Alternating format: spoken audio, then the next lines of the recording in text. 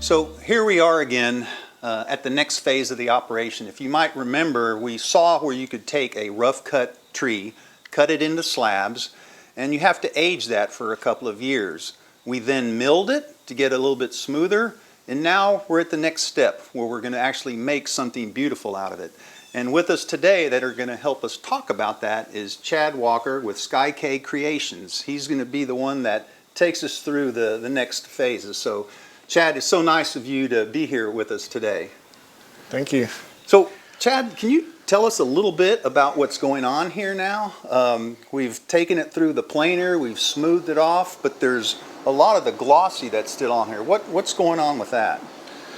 I'm filling the cracks with epoxy to help stabilize the wood a little more.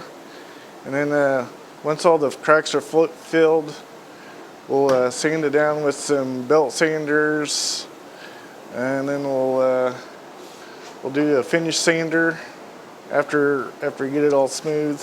Okay, so the epoxy really is just being used to kind of fill in some of those small cracks. Yeah, and the bigger ones too. And some of the larger ones.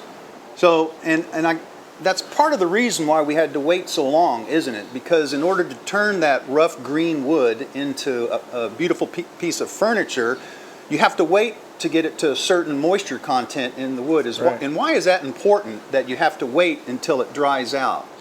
It helps stabilize the wood. The wood will minimize movement, cupping, cracking, stuff like that.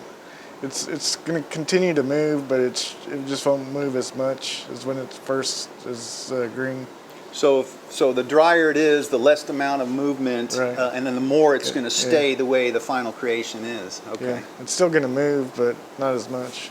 So I've noticed here in the center where they two come together, there's a little bit of height difference. How are we going to be able to level that out?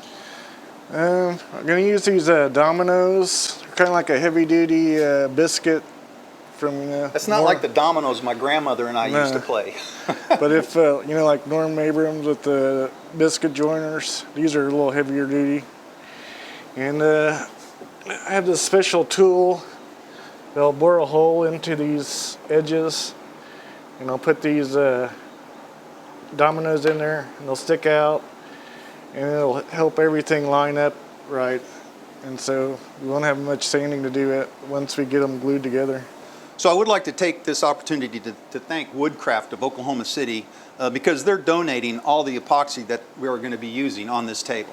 Well, thank you so much again, Chad, for inviting us out here to see where we're at on this process. And the next time we see this, it's going to be a wonderful, finished, working piece of art.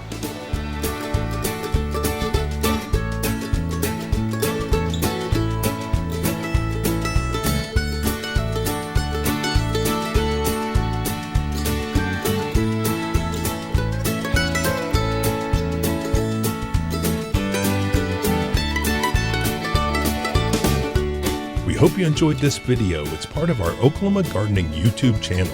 You can also find even more videos on our OK Gardening Classics YouTube channel. And join us on social media for great gardening tips, photos, and discussion.